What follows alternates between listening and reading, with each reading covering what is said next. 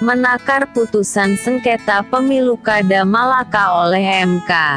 Mahkamah Konstitusi Republik Indonesia secara resmi telah mengumumkan bahwa akan memutus sengketa pemilu kada beberapa kabupaten pada tanggal 18 Maret tahun 2021 besok, yang dimulai pada pukul 9 pagi dan setiap pihak baik pemohon, termohon dan pihak terkait bahkan pendukung masing-masing paslon sedang menanti dengan hati yang galau karena MK periode ini sungguh-sungguh menutup semua celah bagi siapapun untuk memperoleh informasi sekecil apapun tentang hasil akhir dari setiap perkara yang diperiksa. Sengketa pemilu Kada Malaka masuk dalam kloter 9 kabupaten yang akan diputus besok sehingga berbagai spekulasi analisa sedang didiskusikan dengan hati yang gemuruh antara mengharapkan menang dan khawatir jika pihaknya kalah. Untuk menjadi bahan bagi mereka yang tertarik untuk mengetahui sehingga dapat mempersiapkan diri secara baik dalam menghadapi putusan kalah atau menang. Berikut tim hukum SBSWT memandang perlu menyampaikan beberapa hal kepada masyarakat Malaka, antara lain sebagai berikut. 1.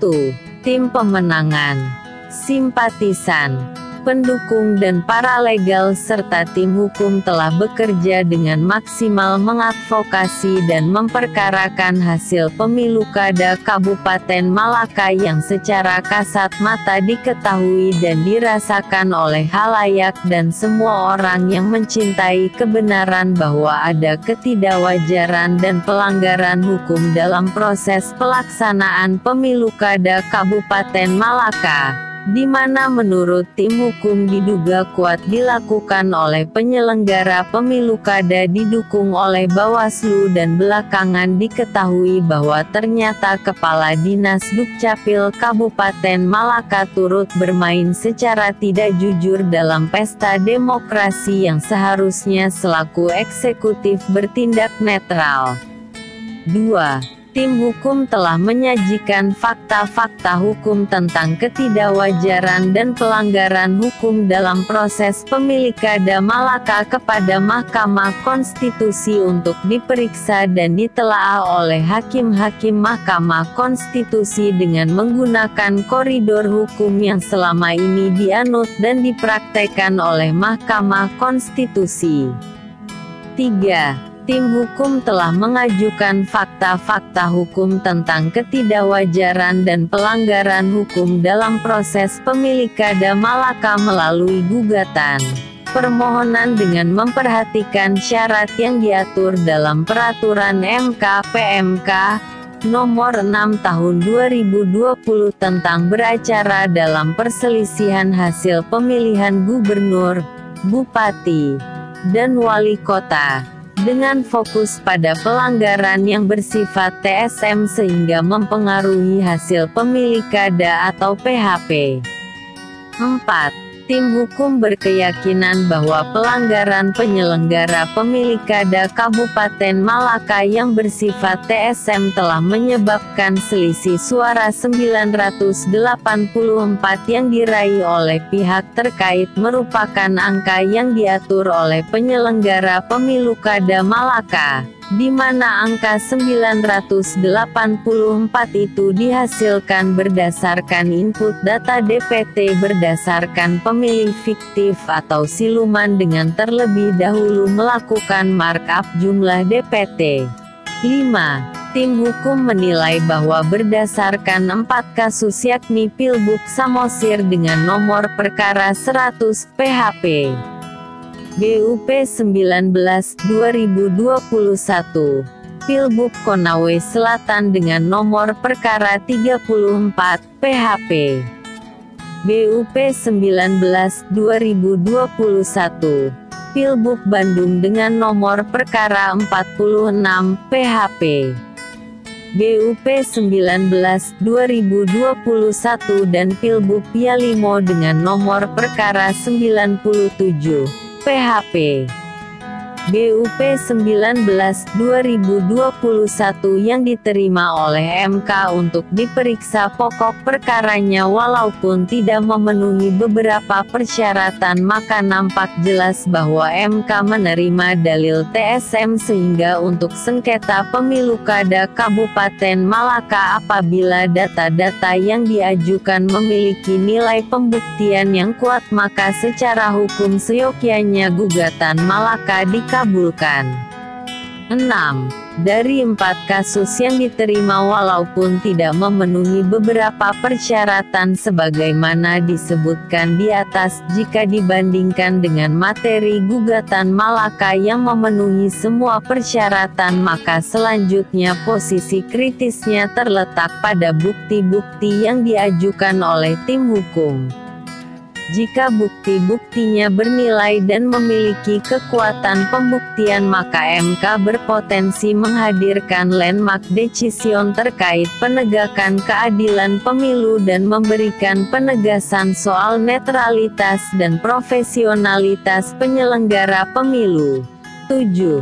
Tim hukum menganggap bahwa adanya ketidaktertiban administrasi penyelenggaraan, khususnya mengenai pemilih siluman dengan berbagai versi, maka kehadiran Kepala Dinas Dukcapil Kabupaten Malaka sebagai saksi yang diajukan oleh termohon seharusnya dapat dinilai secara langsung bahwa termohon mengakui adanya keterlibatan ASN yang dengan sendirinya memperkuat dalil TSM yang diajukan oleh pemohon.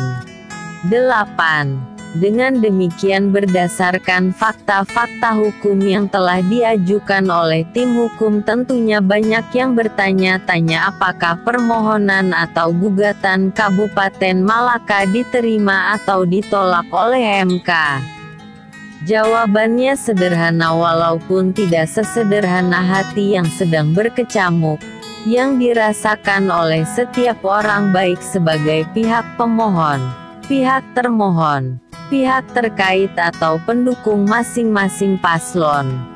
Namun yang dapat dipastikan berdasarkan analisa proses pemeriksaan perkara di hadapan sidang dan daring serta analisa materi dan arah pertanyaan-pertanyaan majelis hakim maka mengenai persoalan DPT dibuat secara melawan hukum sudah terbukti sehingga putusan MK seharusnya PSU. Namun apabila penilaian majelis hakim MK semata-mata mengarah dan fokus pada selisih suara tanpa mengaitkan TSM dengan hasil selisih suara maka permohonan akan ditolak. 9. Apakah permohonan atau gugatan Kabupaten Malaka diterima atau ditolak oleh MK? Sepenuhnya merupakan kewenangan majelis hakim MK yang diputus berdasarkan rapat pleno majelis dan putusan tersebut tidak dapat diganggu gugat dan tidak ada upaya hukum apapun karena putusan MK bersifat final dan mengikat. Dalam rangka menghadapi kemenangan dan kekalahan tersebut, yang kalah tidak dapat merubah putusan dengan berdemonstrasi atau tindakan-tindakan melawan hukum tertentu dan yang menang perlu menahan diri agar tidak terjebak pada euforia kemenangan yang dapat memicu tindakan-tindakan melawan hukum sehingga pelaku berakhir dengan dikenakan sanksi tertentu. Malaka harus tetap damai pasca putusan MK namun akan menjadi catatan dan memori bagi warga negara bahwa ternyata di ujung timur NKRI yang dikenal dengan masyarakat yang jujur, baik hati dan kental kekerabatannya, ternyata tidak dapat dilihat secara hitam putih. 10. Dengan menerima putusan MK membuktikan bahwa seseorang bermartabat, intelektual, berintegritas dan seorang pejuang demokrasi yang tidak mengenal lelah dan putus asa. Jakarta, tanggal 17 Maret tahun 2021. Juru bicara tim hukum SBSWT, Joao Meko, SH.